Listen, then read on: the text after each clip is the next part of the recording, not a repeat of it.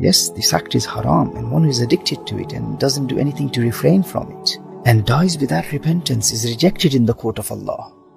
And to commit this sin in the blessed month of Ramadan whilst fasting, that is asking for the wrath of Allah. One of the tenets of fasting is to refrain from sexual desires and temptation. So if someone has committed this sin out of negligence, must make immediate tawbah and study and implement our tazkiyah course, our self-purification course, to learn how to control the desires.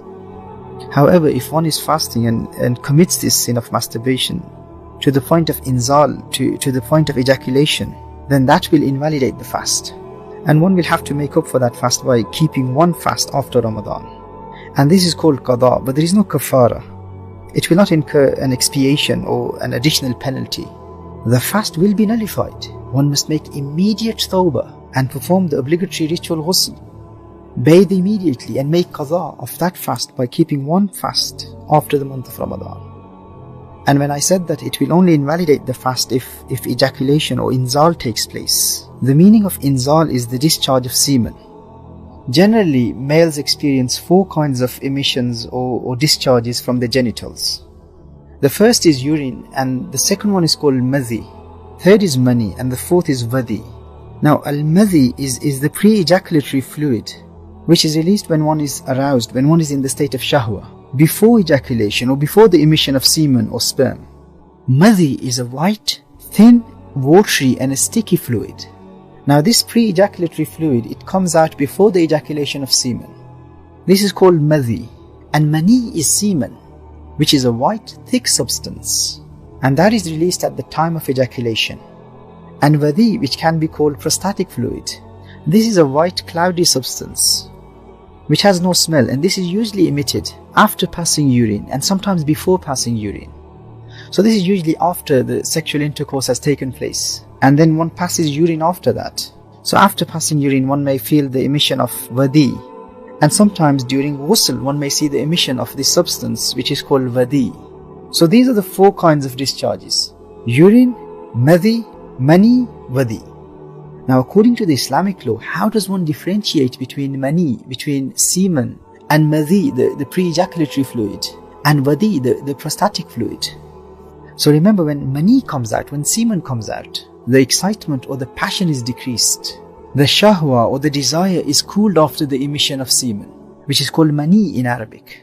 Whereas when madhi is discharged, it doesn't decrease the excitement, it increases the desire and the shahwa. And also mani is a thick white substance, and when it is discharged, it gushes out of the genitals. Whereas madhi, which comes out before the ejaculation of the semen, that is a thin fluid which doesn't pour out like the semen. And vadi is that substance which comes out after, when one passes urine, and mostly after passing urine and sometimes before passing urine. And this is necessary knowledge for every Muslim.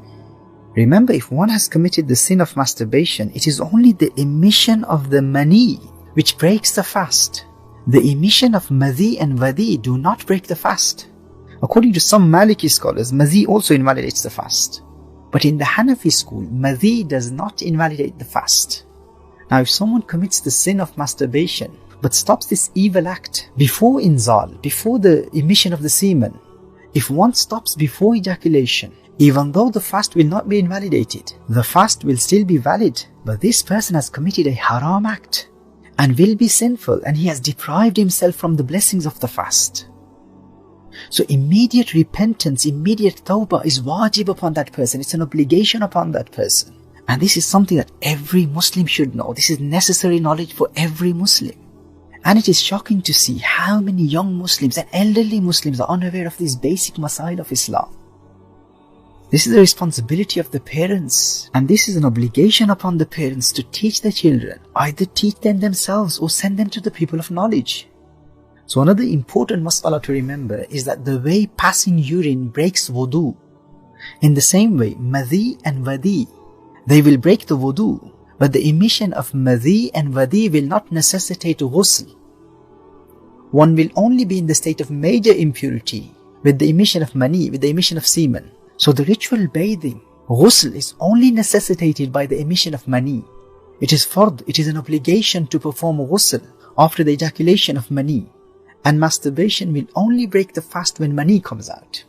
All forms of masturbation are haram, and one is rejected in the court of Allah Jalla wa Ala, and especially in the state of Sawm, whilst fasting. A believer will never commit this sin, but the commission of this sin will only break the fast with the ejaculation of semen.